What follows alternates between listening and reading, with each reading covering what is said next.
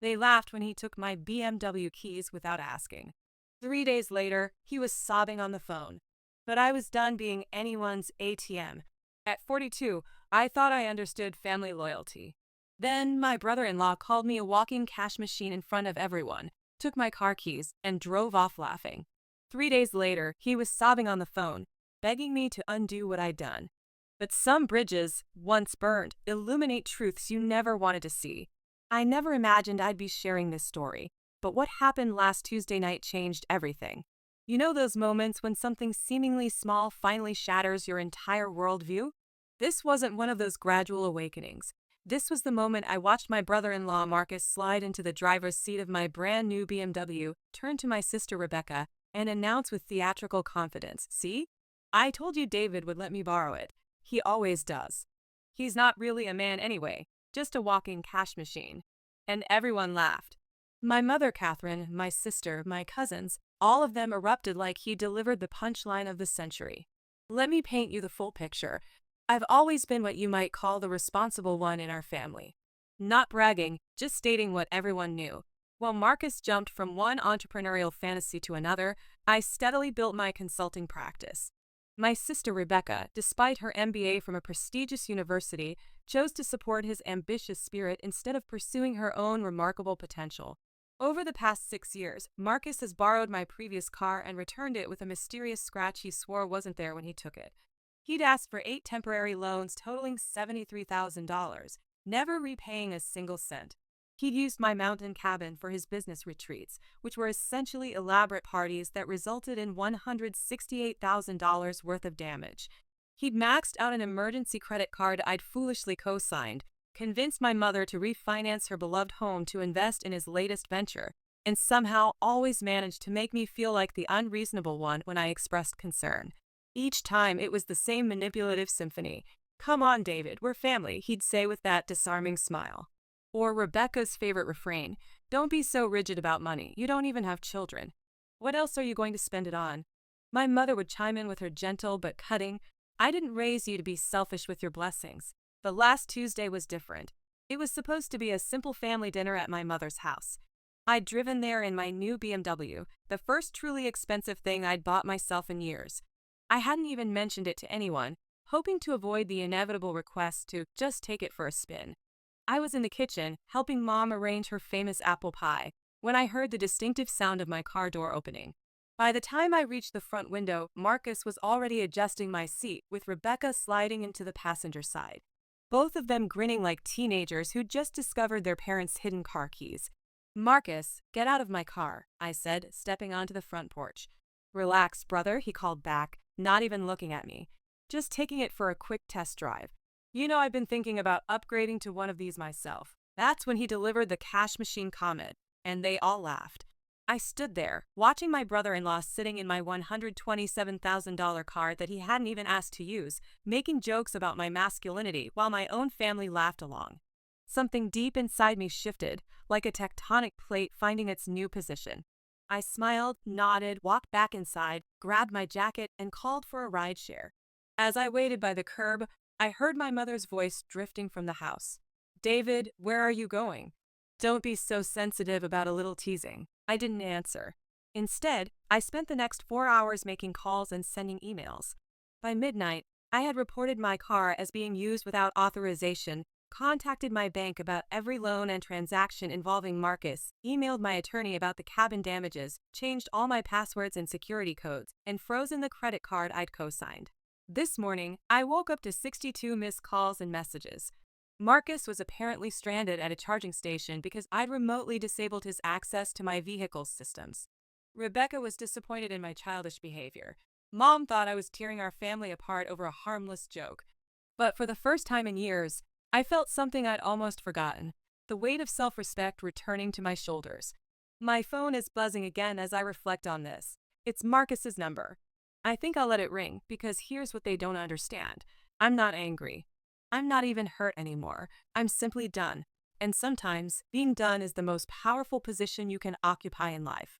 I have a meeting with my attorney tomorrow morning. I've documented everything, and I mean everything. They wanted a cash machine? Well, this machine just went permanently out of service. First, Thank you to everyone who reached out after my last post. Your support reminded me that sometimes the most necessary decisions feel the most isolating. Here's what unfolded in the 24 hours after what I'm now calling the cash machine incident. The morning after the confrontation, I met with my attorney. I brought everything, every text message, every email, every bank statement, every photograph of damage to my properties. She kept shaking her head as she reviewed the documents. The total came to $257,000 in unauthorized charges and damages. But here's where the story takes an interesting turn. While I was in her office, Marcus showed up at my house. My security system captured him trying to use his spare key, which I'd already rendered useless by having all my locks changed. He stood there for 37 minutes, calling and texting increasingly frantic messages. A few highlights from his digital meltdown. Stop being so dramatic. Your sister is crying because of you. Mom says you're acting like a spoiled child. And just reset the BMW access. I have an important client meeting. I didn't respond to any of it. Instead, I was busy with my attorney drafting formal demand letters for payment. We also filed comprehensive reports about the property damage at my cabin. Not pressing charges yet, but establishing what lawyers call a paper trail that tells a story. Then my girlfriend Sarah suggested something brilliant. When did you last check your credit report? Turns out there were 4 credit cards I didn't recognize, all maxed out, all opened within the past 18 months, all with my name as a co-signer. Guess who had access to my social security number and personal documents when he helped me with my taxes last year? That's when this family drama escalated into something much more serious. Around 3 in the afternoon, Rebecca started calling everyone in our extended family. According to my cousin James, she was telling people I'd lost my mind and was destroying our family over a harmless joke.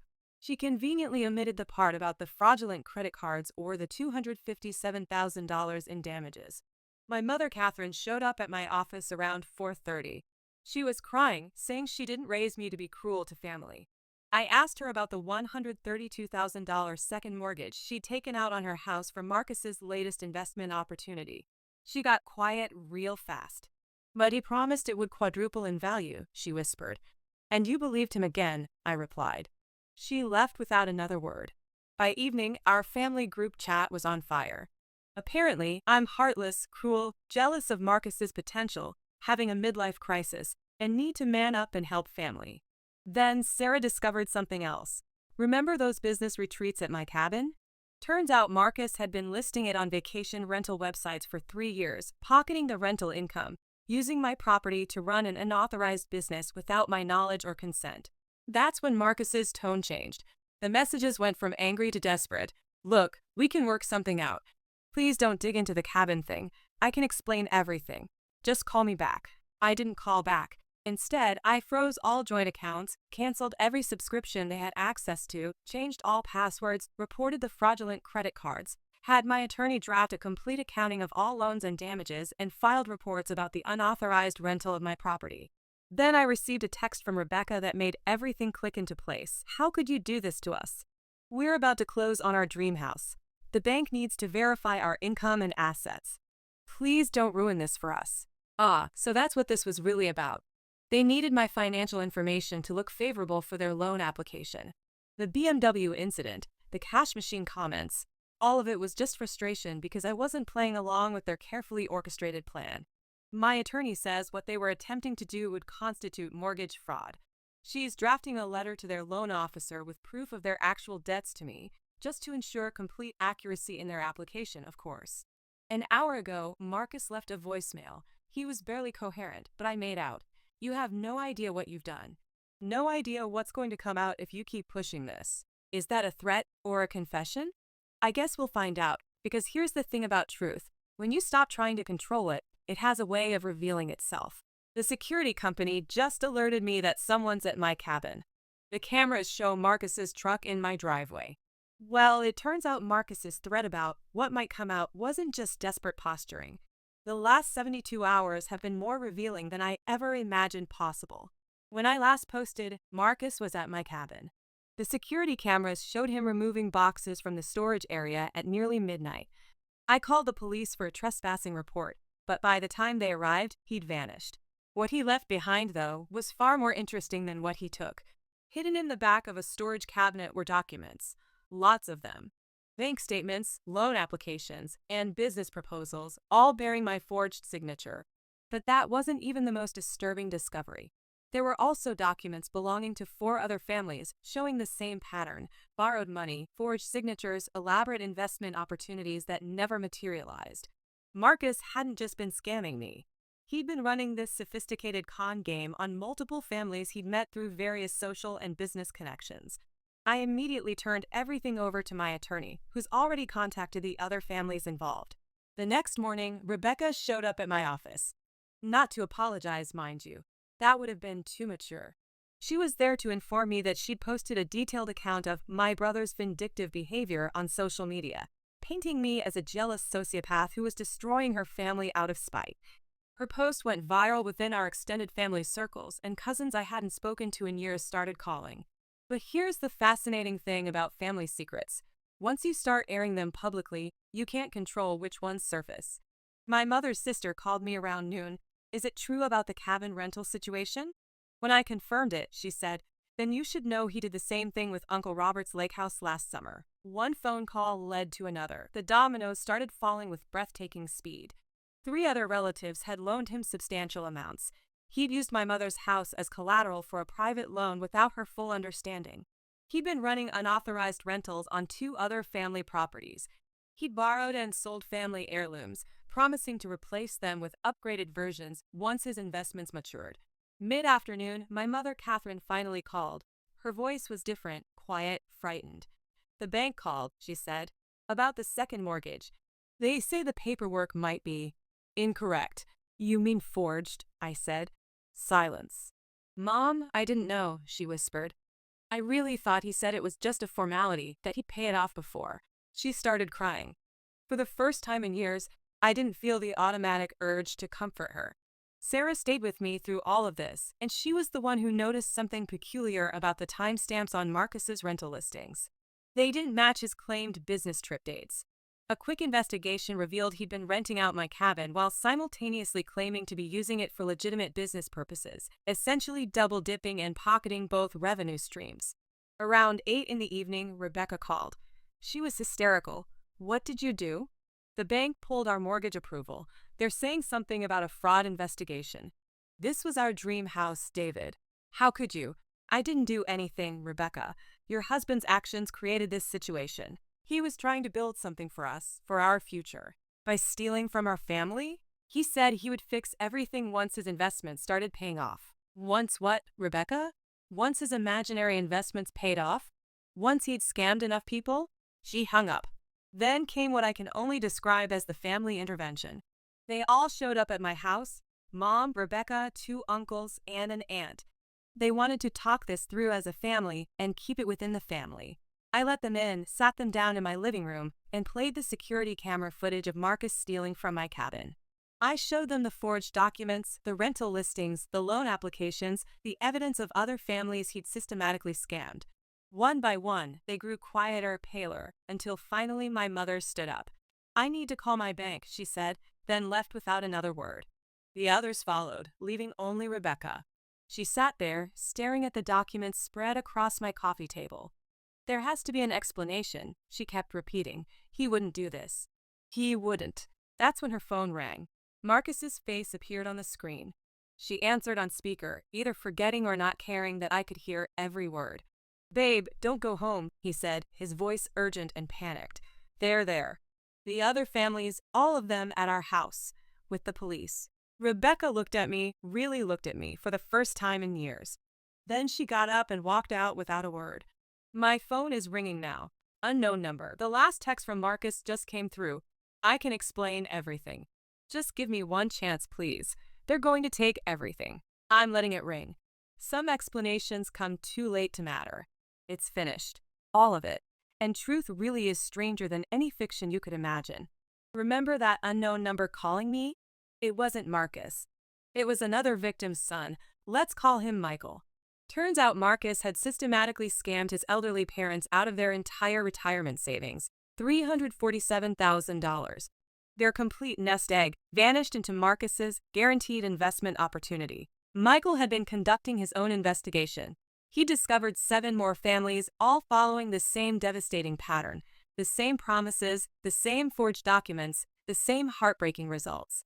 In total, Marcus had stolen over $1.8 million from various relatives and family friends across multiple states.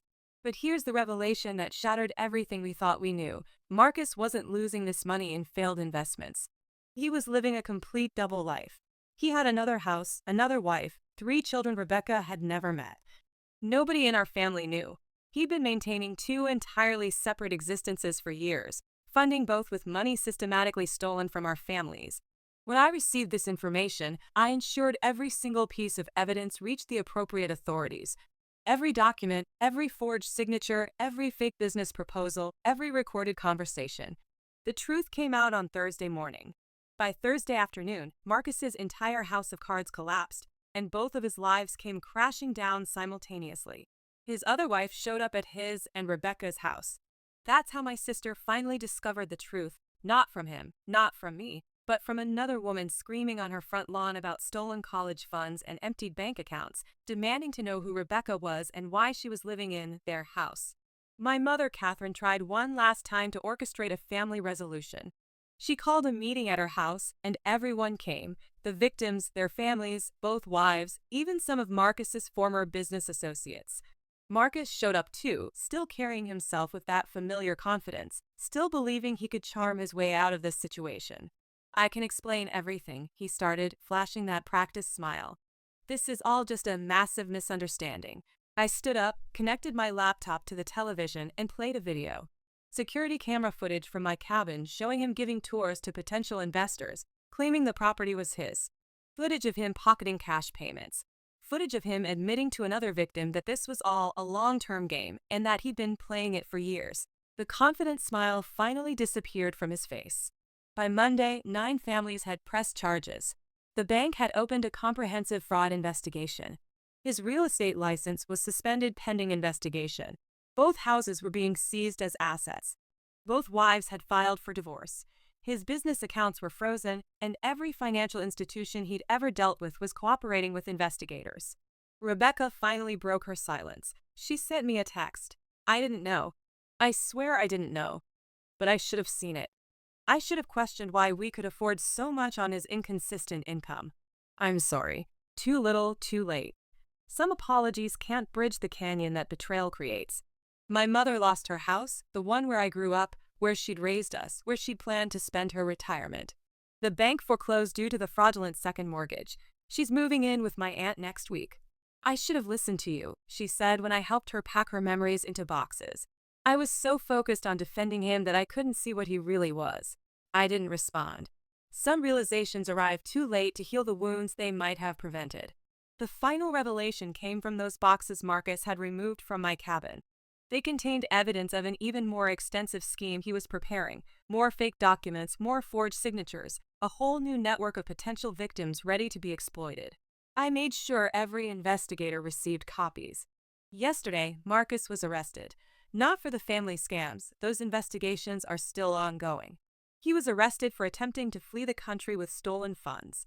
They caught him at the airport with $87,000 in cash and a one-way ticket to a country without extradition treaties. The walking cash machine had finally shut down permanently. Sarah and I are getting married next spring. We're having the ceremony at my mountain cabin, the same property Marcus used to scam people. It seems fitting somehow, transforming a place of deception into a celebration of authentic love. Rebecca won't be invited. Neither will my mother. Some bridges, once burned, should remain ashes. Sometimes the healthiest thing you can do is let the toxic relationships in your life burn completely away. Marcus is facing up to 22 years in prison. Both his wives are testifying against him. Every family he scammed is filing civil suits. His assets are frozen, his reputation is destroyed, his lies are exposed for the world to see. And me?